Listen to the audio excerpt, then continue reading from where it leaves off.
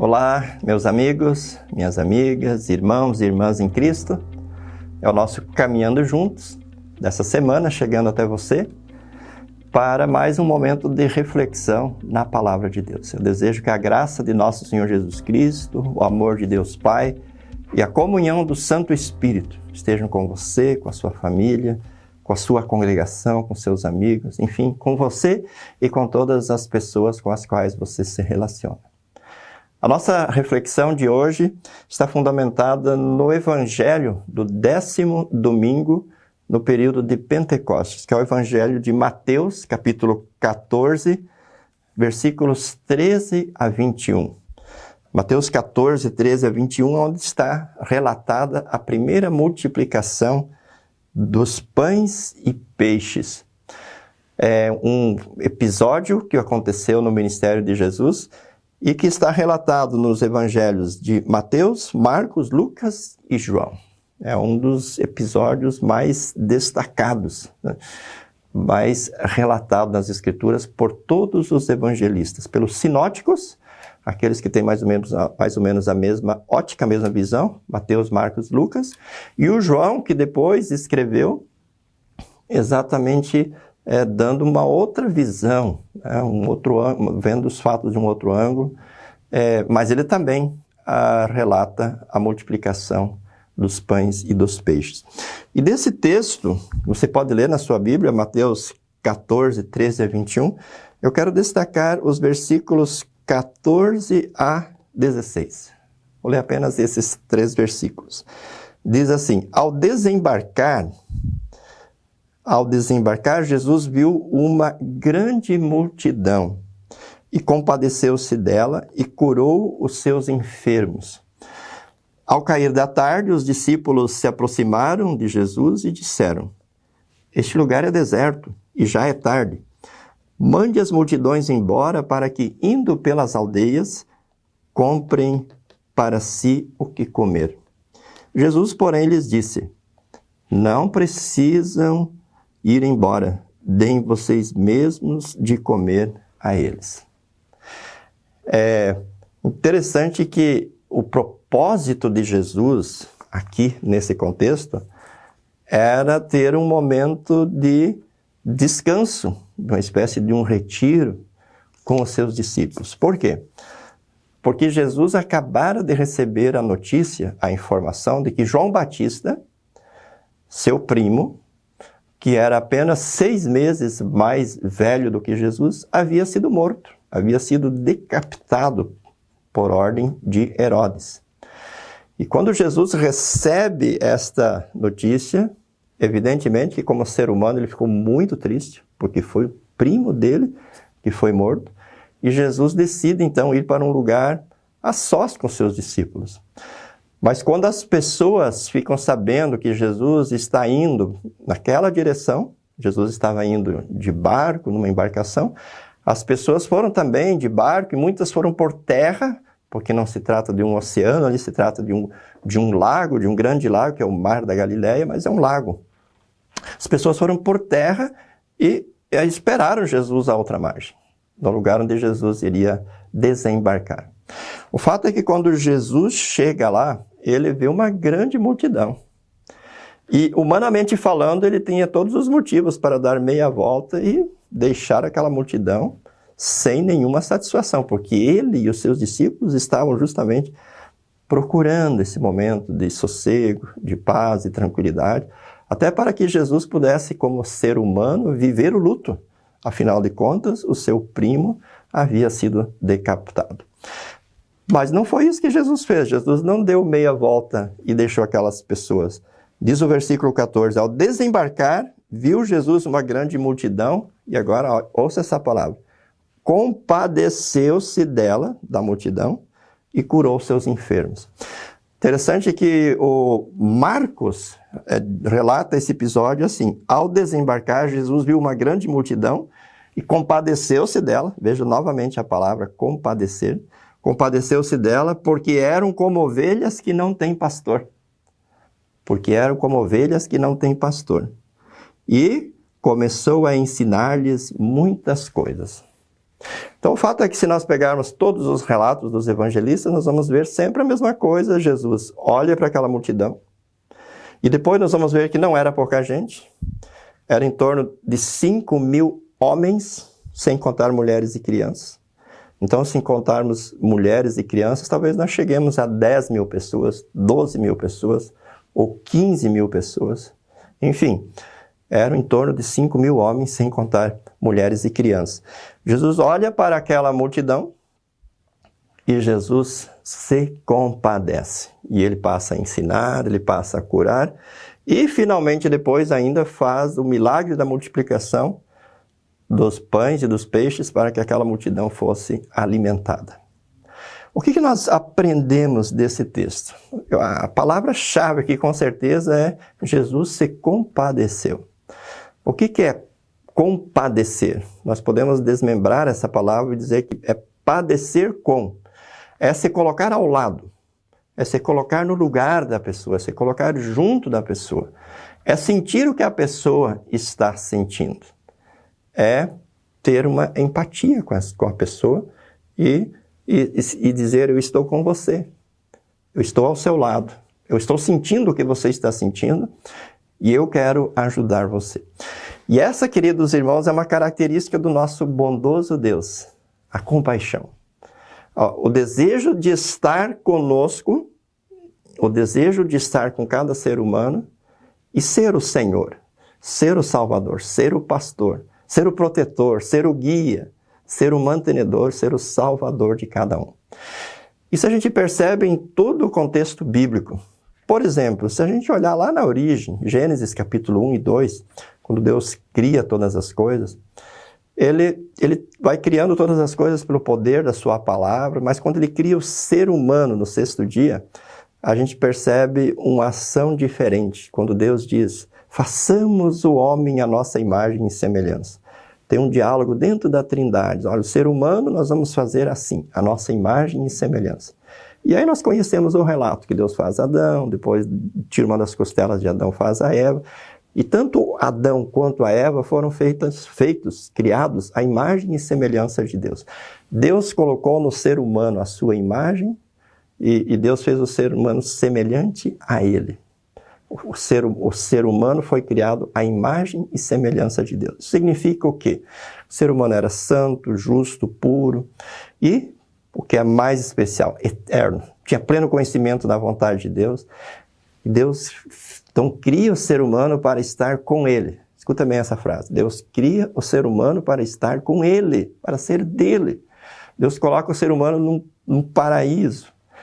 Pede que o ser humano seja fecundo, Adão e Eva sejam fecundos, se multipliquem e enchem uma terra, porque Deus queria que todos os seres humanos, eu, você e todos os seres humanos que nasceram, que nascem, que nascerão na face da terra, estivessem na presença dele.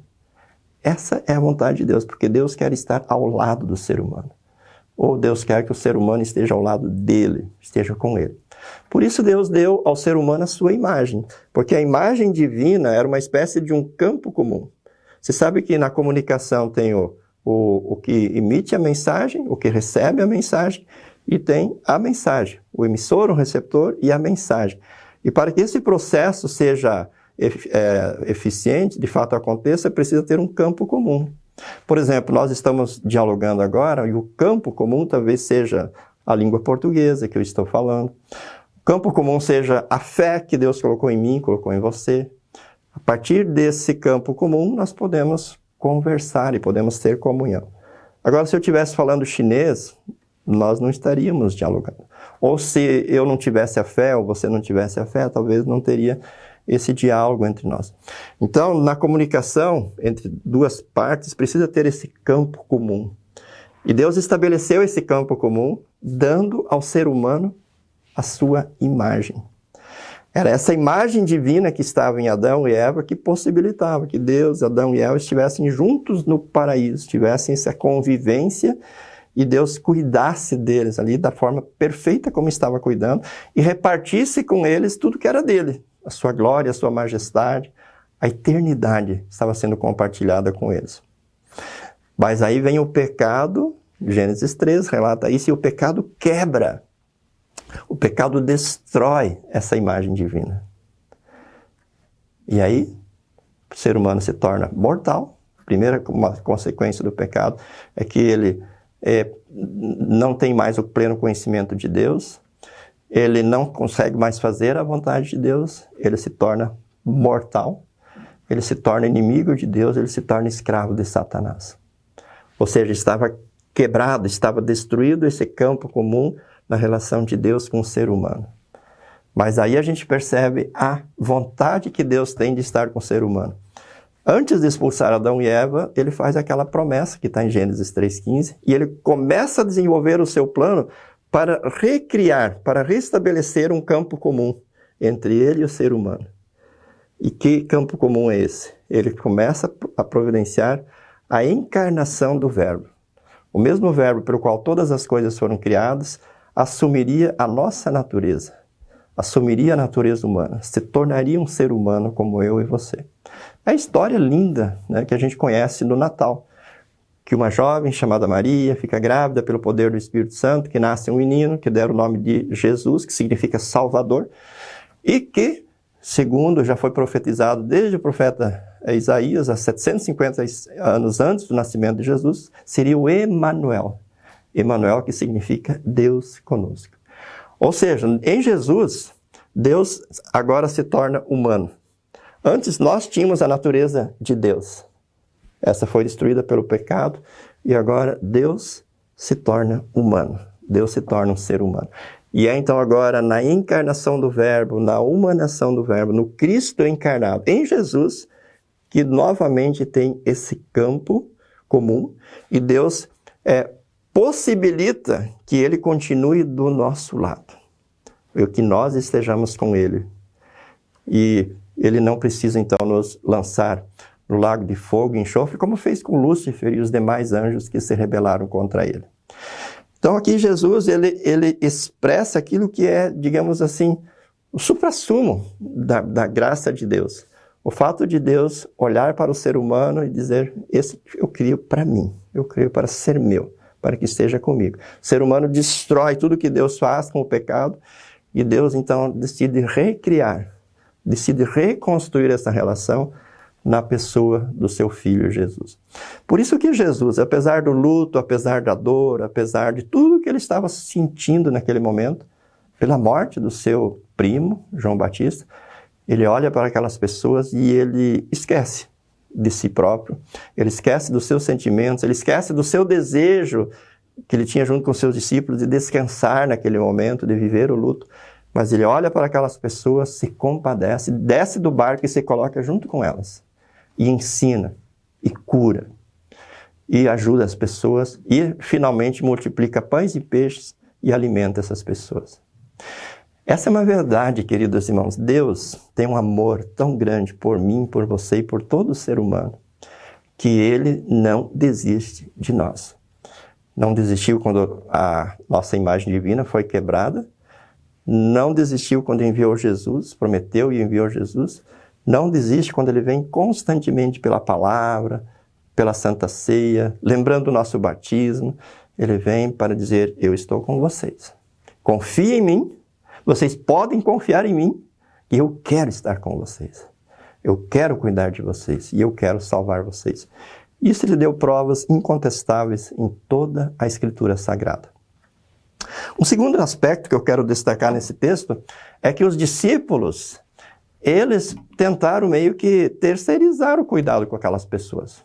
Eles olharam para uma multidão, em torno de 5.000 homens, precisaria muito dinheiro para comprar pão para aquela multidão toda. Não tinha o dinheiro e nem tinha o pão, não tinha uma padaria, não tinha um mercado, era um lugar deserto. Então eles fizeram o óbvio, dizendo, Jesus, despeça esse povo, manda eles embora, que à medida que eles forem se espalhando aí pelas vilas e aldeias, eles vão comprando comida para si próprios. E Jesus dá uma resposta surpreendente, ele diz, elas não precisam ir embora, vocês vão dar de comer para elas. Mas como? Só temos 2 peixinhos e 5 pães. E Jesus pede então esses 2 peixinhos e 5 pães e multiplica, e alimenta uma multidão, e ainda no final sobram em torno de 12 cestos cheios de pedaços que as pessoas não conseguiram comer. Depois de toda aquela multidão farta, todo mundo com a fome saciada, todo mundo tinha se alimentado, ainda sobraram em torno de 12 cestos. Essa é uma coisa muito interessante, para mim e para você. Antes nós vimos que Deus quer estar comigo, Ele faz de tudo para estar comigo. Mas Ele muitas vezes esteve e está comigo, e estará comigo por meio de pessoas. Ele fez isso por meio dos nossos pais, Ele fez isso por meio dos nossos padrinhos, Ele fez isso por meio da nossa congregação, Ele fez isso por meio dos nossos pastores, Ele fez isso por pessoas que talvez a gente nem conhecia. Deus veio ali agir para nos cuidar, pessoas que produziram alimentos, pessoas que transportaram alimentos, pessoas que cuidaram da nossa segurança. Enfim, são tantos meios que Deus usou que nós nem lembramos e nem podemos mencionar todos. São meios pelos quais Deus se fez presente em nossa vida e nos cuidou até hoje. Agora, escuta bem, meu querido e minha querida irmã. Deus quer chegar na vida das pessoas por meio de mim, por meio de você. Deus quer estar ao lado. Deus quer demonstrar a sua compaixão em socorrer as pessoas por meio de mim, por meio de você. Deus não colocou a nós aqui neste mundo para sermos juízes, para sermos aqueles que decretam condenação, que emitem sentenças, e nem colocou a gente aqui para ser assim, advogados de Jesus. O advogado de Jesus é o Espírito Santo. Deus nos colocou aqui porque Ele quer chegar às pessoas, até as pessoas, e se colocar ao lado delas, assim como Ele olhou para essas pessoas e viu que eram como ovelhas sem rebanho, e Ele decidiu apacentar elas. Então, usando essa linguagem, especialmente do Evangelho de Marcos, nós podemos dizer que Deus quer apacentar todas as pessoas também por meio de você. Sendo você pastor, ordenado e chamado da igreja, ou sendo você um sacerdote, uma sacerdotisa do reino de Deus. Porque todo cristão é um sacerdote. E toda cristã é uma sacerdotisa. O ministério pastoral, que é uma questão tão discutida, ministério feminino, o ministério pastoral é para algumas pessoas. Assim como naquela multidão, Jesus tinha 12 apóstolos. Mas tinha em torno de 5.000 pessoas ali que eram alvo do amor de Deus. Na igreja também, alguns são pastores. Nem todos os homens são pastores. Mulheres não são pastoras. Mas todo cristão é um sacerdote. Todo homem cristão é um sacerdote. Seja ele de 100 anos, ou seja ele de 100 dias, ou 100 semanas, ou 100 horas. Toda mulher cristã é uma sacerdotisa. Seja ela idosa, meia-idade, jovem ou uma criança. Todos os cristãos fazem parte do sacerdócio real de todos os crentes. E é por meio deles que Jesus olha para as pessoas e Jesus vai ao encontro e Jesus socorre. É lógico que Jesus também faz isso de forma direta. Jesus prometeu estar conosco, Ele faz isso através da palavra, Ele faz através da Santa Ceia, Ele faz isso através do batismo. E se Ele quiser, Ele tem poder para pessoalmente se fazer presente na vida das pessoas. Mas Ele não prometeu. Ele prometeu agir através da palavra, do batismo e da Santa Ceia e enviou os seus discípulos ao mundo, dizendo, vão, façam discípulos de todas as nações, batizem em nome do Pai, do Filho e do Espírito Santo e ensinem a guardar todas as coisas que vos tenho ordenado. Por isso, queridos irmãos, é muito bonito esse texto aqui, e não é à toa que 4 evangelistas relataram esse episódio da multiplicação dos pães e dos peixes. Gostaria que você lesse, que você relesse, que você refletisse sobre esse texto, e principalmente usufruísse, extraísse desse texto todo o conforto e o consolo que ele traz para você, que é a certeza de que Jesus olha para você com compaixão e Jesus se coloca ao seu lado, que Jesus não abandona, que Jesus guia você e que Jesus vai levar você para junto dele no céu, pela fé que o Espírito Santo colocou no seu coração, que você pode confiar nele em todos os momentos. Mas que você também olhe nessa outra perspectiva, de que Jesus diz para os discípulos, é vocês que vão cuidar dessa multidão, vocês vão dar alimento para eles. Que assim nós possamos assumir também a nossa responsabilidade de olhar para o próximo, não com os nossos olhares corruptos, pecaminosos, prejudicados pelo pecado que está em nós, mas que possamos olhar com o olhar de Jesus, com os olhos de Jesus, da ótica de Jesus, com a compaixão que Jesus teve, com a compaixão que Jesus tem e terá por todo ser humano. Possamos então olhar para as pessoas e ir ao encontro delas para ajudá-las, não para condená-las, não para emitir sentença e julgamento, mas para levar o perdão de Jesus, para levar a restauração que só Jesus pode causar na vida das pessoas, para levar a cura que só Jesus pode dar, para levar a salvação que só Jesus pode dar. Pense nisso. Forte abraço para você e para sua família. Que Deus abençoe a todos e até o nosso próximo programa. Tchau, tchau.